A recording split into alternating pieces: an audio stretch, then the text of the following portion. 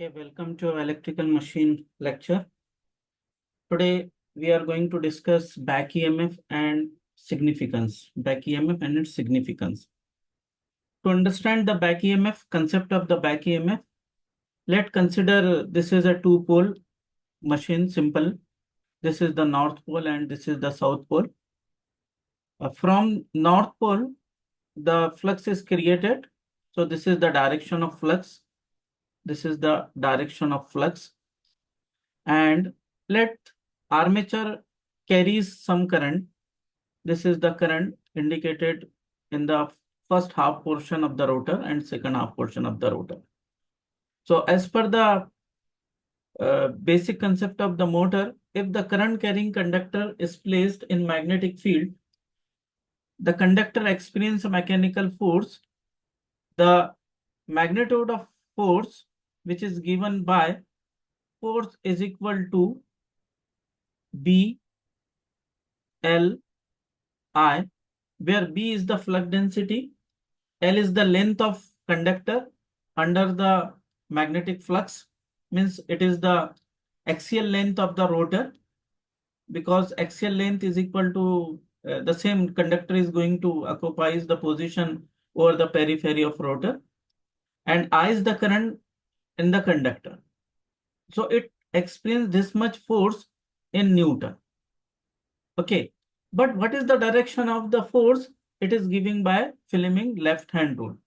So if you stretch our finger in such a way that your first finger, second finger and thumb all are mutually 90° to each other, the first finger shows the direction of current, the second finger shows the direction of current, and hence the thumb shows the direction of rotation. So for this one, this is the direction of magnetic flux. This is the direction from north to south. The current inside the screen, therefore the force acting over the conductor is downward. So here the force is downward, or you can say that this is the direction, collective direction of force for first and half. First, this is portion of the conductor. Similarly, if you apply the Fleming left hand rule for these conductors, now under such condition, the direction of magnetic flux is as it is, whereas the current direction is opposite. There the force is also opposite. So this is force over this one, or you can say that the rotor start rotating in anti-clockwise direction. The rotor start rotating in anti-clockwise direction. So this is the direction of rotation. Now, when the conductor rotates under the influence of magnetic flux or in the presence of magnetic flux, now these conductor also induce EMF, but the EMF induced in the conductor is opposite. How it is opposite? Very simple. Now stretch your right hand in such a way that the first finger shows the direction of magnetic flux, thumb shows the direction of current, thumb shows the direction of rotation. So under such condition, the EMF induced over this conductor or the current direction for this conductor, for these conductor will be opposite. So this will be opposite. This will be opposite. Here, all these conductors gives the direction of current induced because of rotation of conductor under the same magnetic flux. Whereas for these conductors, the direction of is opposite to the previous one. So we can say that the EMF induced because of rotation of conductor in the magnetic flux is opposite. But the magnitude of this EMF is smaller than the supply voltage. Now, the EMF induced, EMF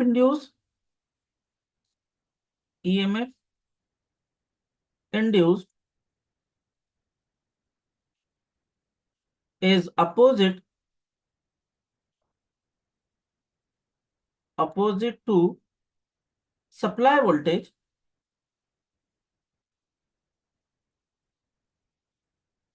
Supply voltage, it is called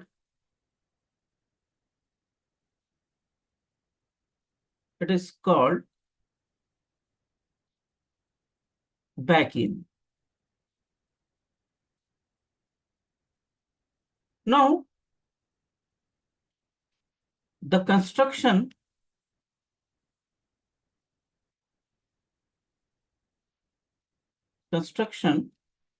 of motor and generator, no doubt it is for the DC motor and DC generator, is same. Therefore, back EMF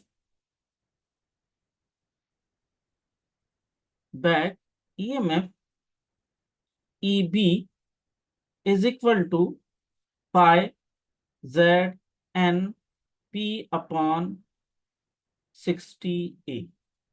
So it is quite clear because the construction is same and the phenomena of EMF induced is same, but it is only in the direction is opposite. Therefore, it is written as a back EMF, whereas the magnitude is calculated from the same formula, where phi is the flux per pole in Weber, Z is the total number of conductor over the armature, N is the rotation of speed, P is the number of poles, 60, and A is the number of parallel path. So in this case, we will see, or we can give the back EMF, the indication of back EMF over the DC motor. Here DC shunt motor is considered. So it is opposite to the supply voltage and it is EB. Now let the armature resistance is RA. Therefore, the current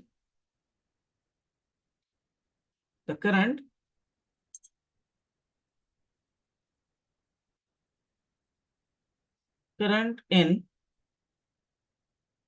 armature circuit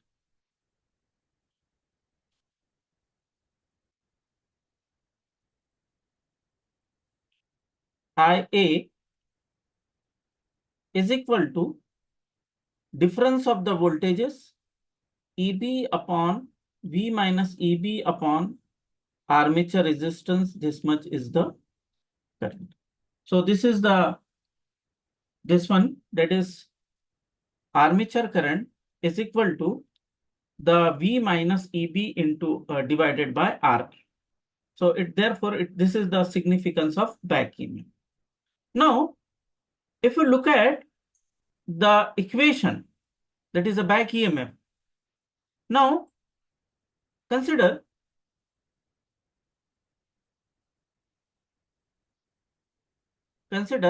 at start, what is the speed?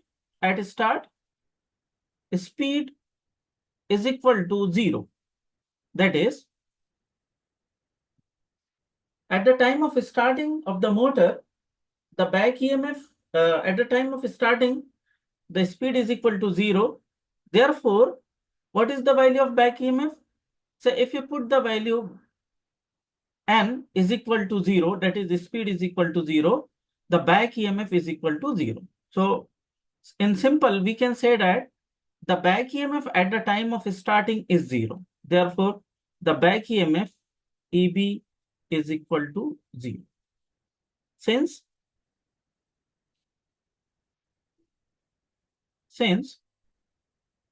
speed N is equal to 0. Speed is equal to 0. Now, when speed is equal to 0, what is the value of starting current? So, at start, back EMF equal to 0 volt. Therefore, starting current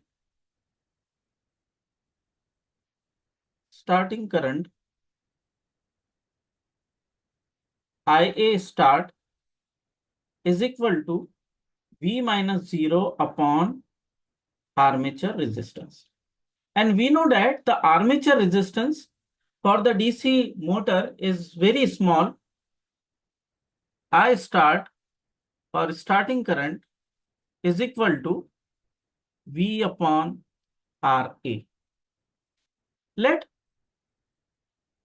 RA is equal to say 1 ohm, we have considered, and supply voltage is equal to 230, or we considered the resistance is 0.5. So what would be the starting current? Starting current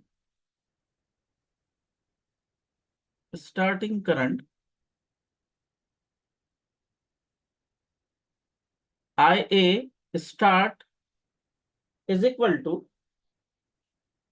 230 divided by 0.5, means it is 460 ampere. Let the motor, a simple motor kit carries or take the starting current of 460 ampere. Definitely this starting current, that huge amount of starting current, is going to damage our distribution network. So that's why at the time of starting, we have to put some resistance at the time of start. Yes.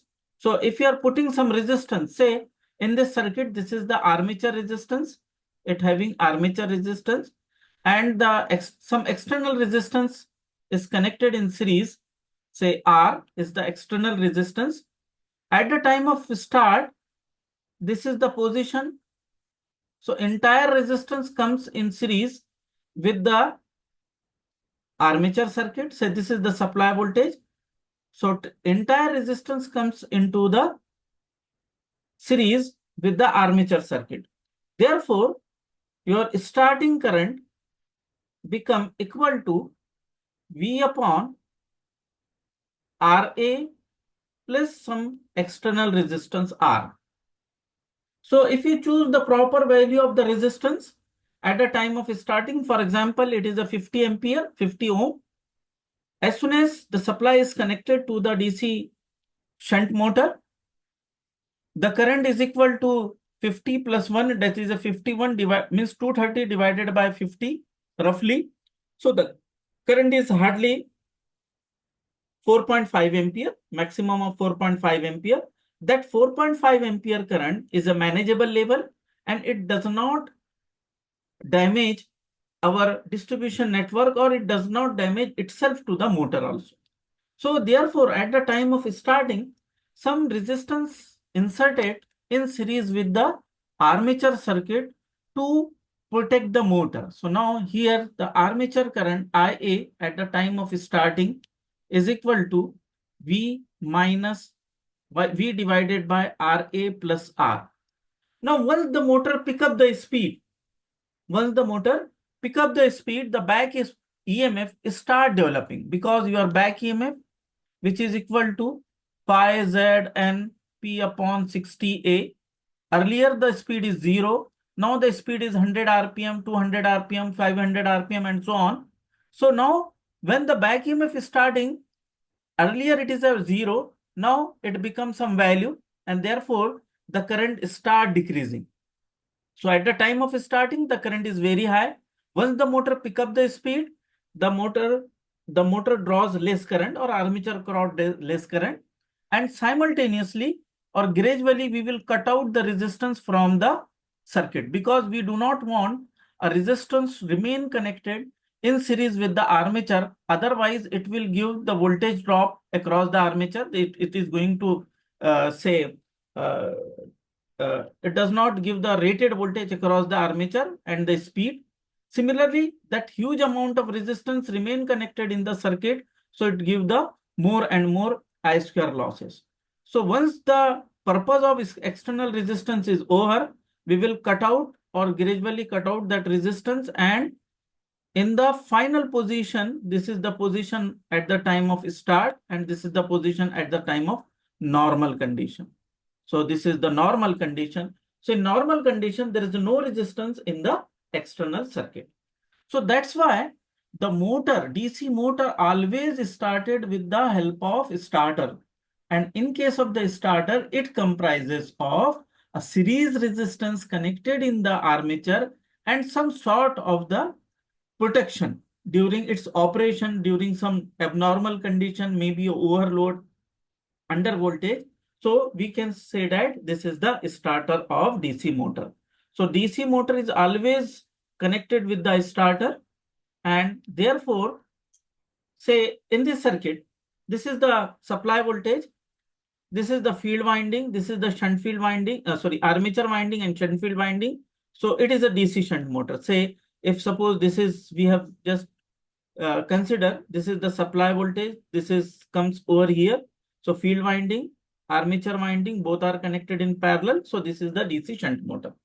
Now, in series with the motor, say this is in series with the armature, a external resistance is connected.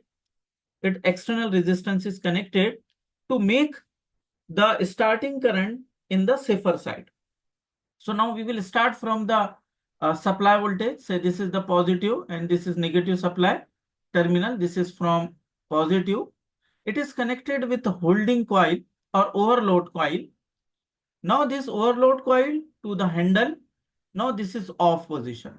As soon as it touches to the position number 1, entire resistance comes in series with the armature. So now it serves to bring down the starting current to the safer value, some permissible value. Once the motor pick up the speed to its rated value, back EMF start developing because the back EMF is directly proportional to the speed. Say back EMF, we will write here, back EMF EB is directly proportional to flux, directly proportional to speed.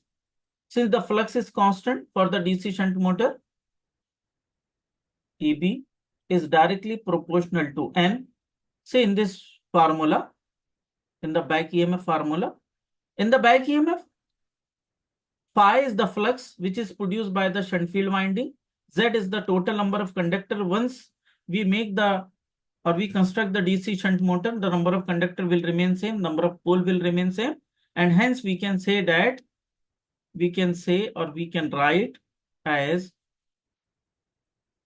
back EMF EB is directly proportional to speed. So speed is 0, back EMF is 0. Speed is rated, back EMF will be rated. No doubt the back EMF magnitude is smaller than the supply voltage. So now, once the motor pick up the speed, it start developing the back EMF, and therefore armature current is equal to your armature current IA is equal to V minus EB, whatever the value of back EMF at some particular speed variation, and it is equal to the IA is equal to V minus EB. Once the current is in the safer range, we will move the handle from position 1 to 2, 2 to 3, and up to the final. So this is off position, this is normal position. Now in case of normal position, there is no external circuit or there is no external resistance. It is connected in series with the armature. So there is no question of the power loss. Now what are the other components? So this is the starting resistance. This is a handle which is connected with the soft iron, and this is the coil which is connected in series with the field winding. So once it is connected with the supply, once it is connected, now when the position comes here, when it is connected to the supply, it energizes and it holds the soft iron on position. Therefore, it is called as a holding coil or no voltage coil, because it holds the handle to the on position. Therefore, the name becomes holding coil. Second is the no voltage coil. Suppose there is a failure of supply. This electromagnet de-energize, and because of this de-energization, against spring tension, this is the spring, it is a spring tension is there, and therefore handle move to the off position. Means it will give the under voltage protection. Suppose the power fail, the motor automatically switch off. One condition. If the voltage decreases by any means, say the rated voltage is 230 volt and the voltage decreases to 180 volt. So this coil is de-energized, and because of this de-energization, it does not hold, it will not hold the handle in on position against spring tension. Therefore, the handle come to the off position.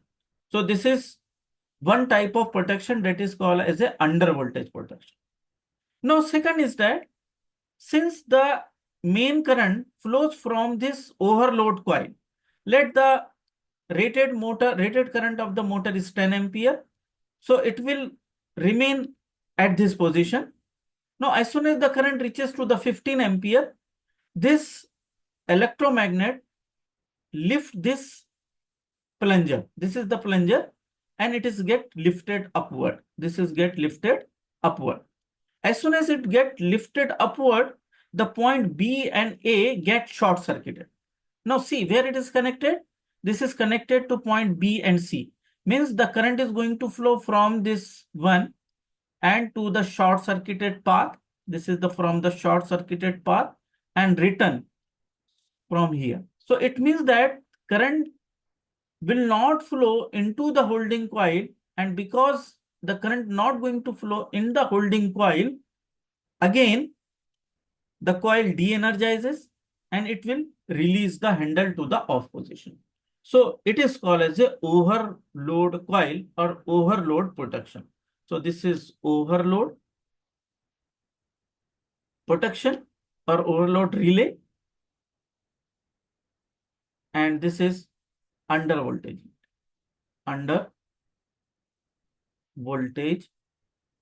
relay. So in addition to decrease the starting current into the permissible limit, the starter comprises of under voltage protection as well as over voltage protection. Now this is the circuit diagram, but this is the physical element in the starter. This much is the starter, and this is nothing but our DC shunt motor. So this is the 2 points which is connected to the field winding. Now this is the plunger. As soon as the current in this holding overload coil, this is over relay coil. As soon as the current more than the over its rated value, this strips come here and it will make the contact. One thing. Now this is the handle. This is off position. This is position number 1, 2, 3, 4 like that. If you move the conductor, move the handle, this come over here to the holding coil. Now this is the soft iron. This is your soft iron, and this soft iron is going to attracted by the holding coil. And this is 3 terminal. This is L, A, and F. So this is maybe L. We will write as it is L, F, and A are the terminal. So this is the inside view of the starter. Generally, it is enclosed to avoid the sparking and all these things. So it is enclosed, and this is the handle. It will move. This is say off position. Now move the handle over here. So this is your on position. So by this way, the significance of back EMF, and the back EMF is directly proportional to, or we can write some points for understanding purpose as a concluding point. Number 1, back EMF EB is equal to phi Z and P upon 60A, similar to the EMF generated in DC generator. Okay, it is quite same. Second point, back EMF is directly proportional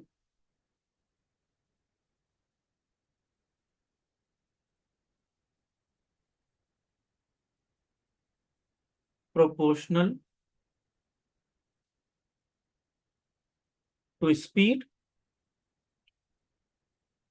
that is EB is directly proportional to speed.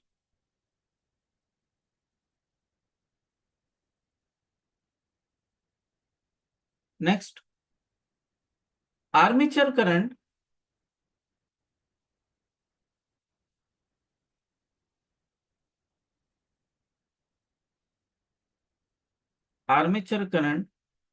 IA is equal to V minus EB upon RA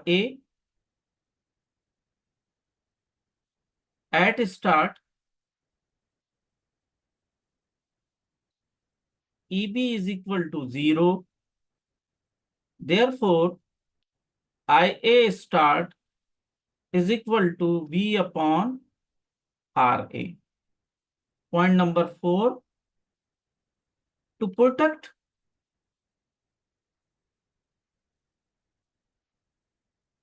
motor and network, that is the distribution network, from high value of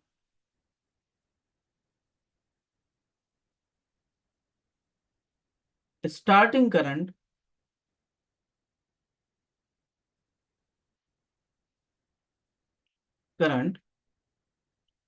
external and external resistance are is connected in series of armature circuit. Therefore, IA start is equal to V upon RA plus R. Okay. Now, DC motor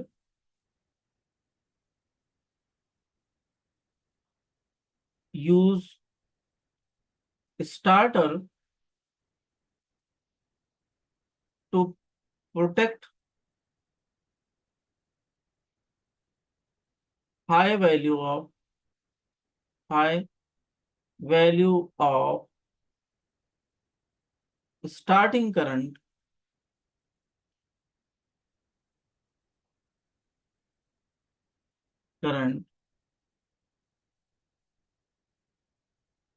over load and under voltage as well.